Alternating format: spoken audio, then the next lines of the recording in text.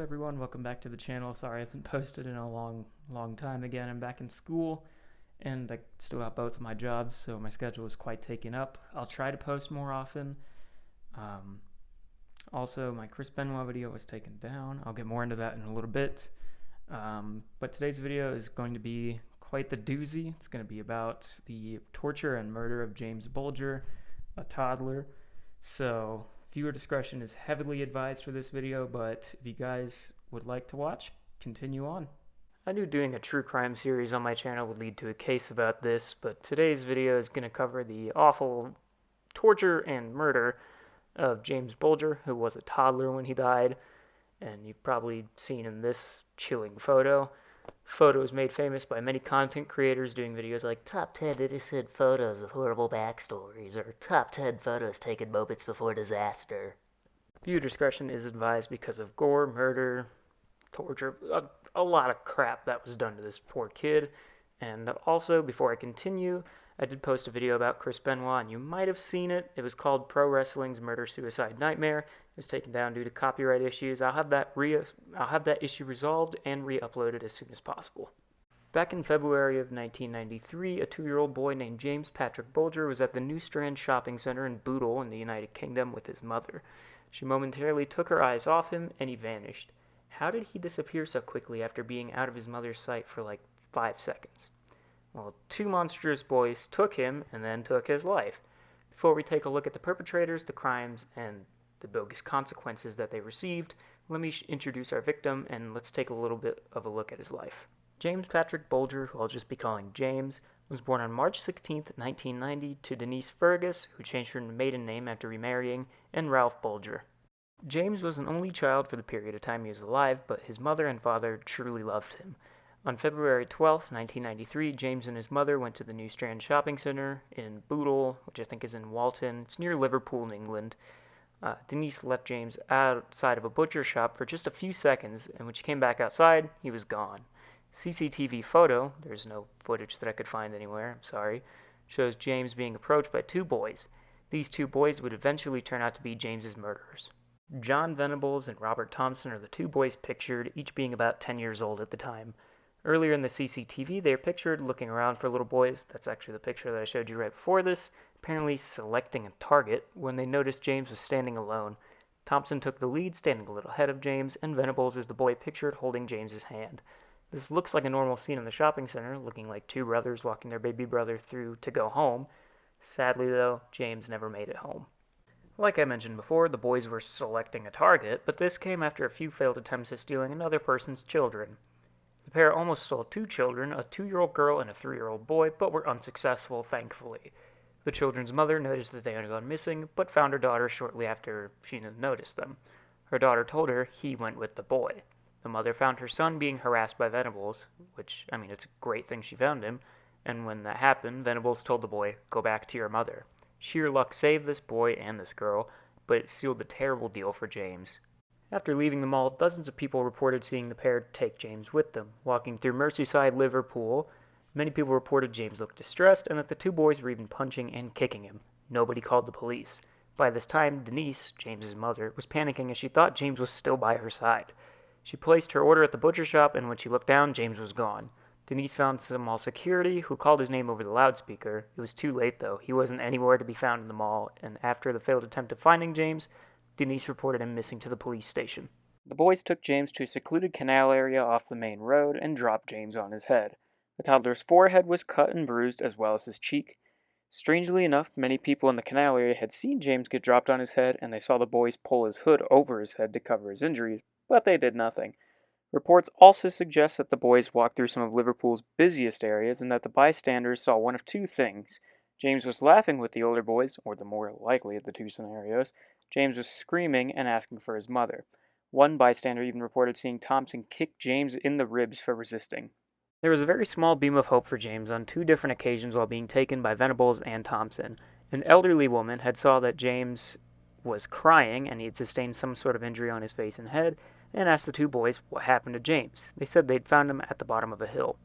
The elderly woman was satisfied with this explanation, but told the boys to take James to the nearby police station to get him back to his mother. They ignored the lady and walked away.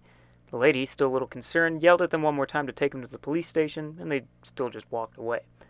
But another woman had told the elderly lady that she had just saw him laughing a moment earlier, not to worry about him. A few minutes later, another lady offered to take James to the police station herself, but they didn't give the baby to the lady. Later that night, one of the two ladies had seen that James was missing on the news and called the police to express her regret for not doing something earlier in the day. Still walking, the trio entered a couple of shops, talking to the shopkeepers at both stores. The shopkeepers were a little suspicious of the boys, asking if they knew who the boy, James, was. They told the keepers that James was Thompson's younger brother and that they were just taking him home. Two shopkeepers still felt uneasy about the situation, but didn't really try to stop them at all. The trio left the shops and continued walking, eventually making it to a railway out of sight of the main public. This is where James would be tortured and later killed.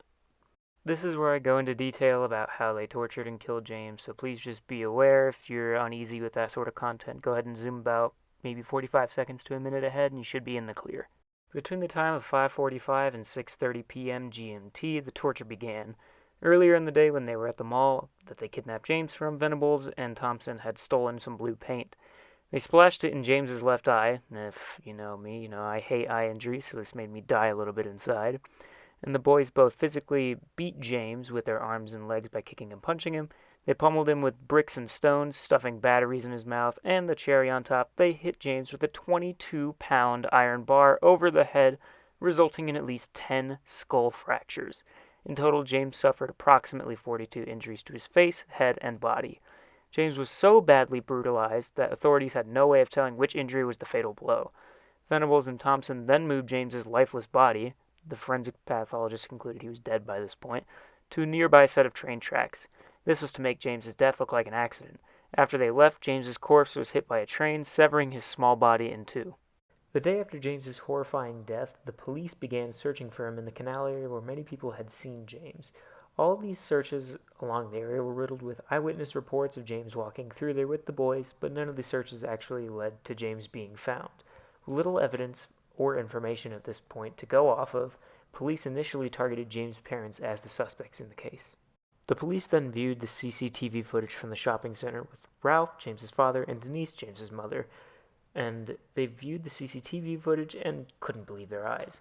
James was walked out of the mall with two young boys. Ralph and Denise were both relieved he walked out with two young boys, saying, quote, "He's gonna be alright, Denise. He's with two young boys. He's gonna be alright." This is a quote from Ralph, the father.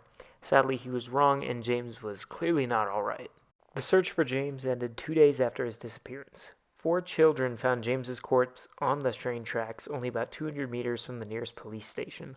All of the items used in the attack on James were found littered around the area. The bricks, the stones, the iron bar were all found with the blood of James on them, and the paint was also found nearby.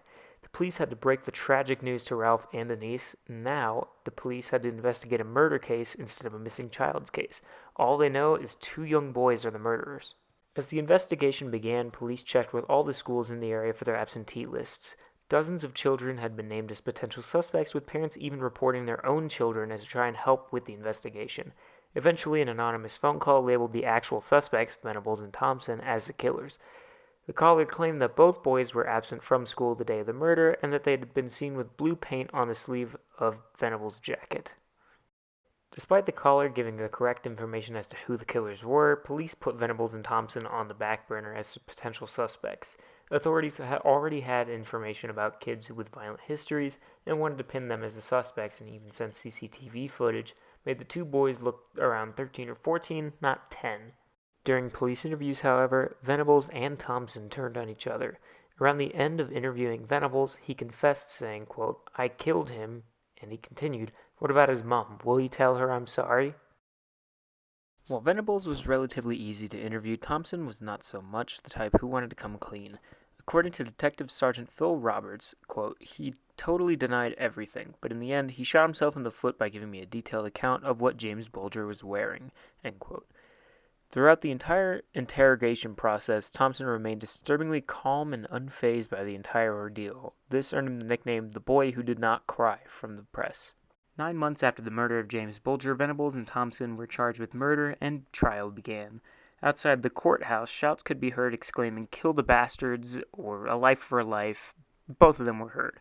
The media grew more and more disgusted by the perpetrators, with Thompson's cold, remorseless, and borderline heartless demeanor compared to Venable's hysterical outbursts in the courtroom. With the news of the boys' differing reactions in the courtrooms, Thompson was believed to be the instigator, even though neither psychiatrists nor authorities were able to find a motive behind the awful crimes committed against Bulger. Regardless of a motive, the boys were sentenced. Both boys were 10 years old at the time of James Bulger's murder, which made them the youngest people convicted of crimes in the UK in 250 years at the time. Since the boys were minors at the time of their convictions, they were sentenced to serve at Her Majesty's pleasure. This is the standard protocol for juveniles being sentenced for murder or manslaughter, and has no maximum. The minimum, though, is determined on a case-by-case basis. In this case, the minimum was 8 years, since the boys were 10. After the 8 years served, the boys would be 18 and they'd be assessed, and if not proven to be a danger to society, they'd be released. Instead of causing violence or misbehaving in the juvenile detention facility, the boys served their time for murdering James Bulger quietly and were released after their 8-year sentence. Really a slap on the wrist if you ask most people. They were released in 2001, given new identities and legal anonymity for life. This was due to public outrage because of the terrible murder they committed, and the chance of people hunting the two down and trying to seek vengeance for James. To date, no real threats of violence have been made towards the killers. James's mother, Denise, was able to find Robert Thompson in 2004 and saw him in person, but she was, quote, paralyzed with hatred and couldn't confront him. Interestingly, the boys sort of switched up since the murder. Remember how I said Thompson was denying everything and had heartless demeanor in the courtroom? Well, since his release, he's fit back into society relatively well and has not gone to prison, or at least back to prison. Same can't be said about Venables. Venables was hysterical in court. He confessed to murdering James Bulger, and he couldn't even contain himself before being imprisoned. Since his release, though, he's been arrested and re-imprisoned multiple times. In 2010, Venables was arrested and put back in prison for having images of what appeared to be sexual abuse towards male toddlers, CP, and other unimaginable content. In 2013, he became eligible for parole. Ralph Bulger, James's father, appeared before the parole board asking him not to accept Venables' parole request.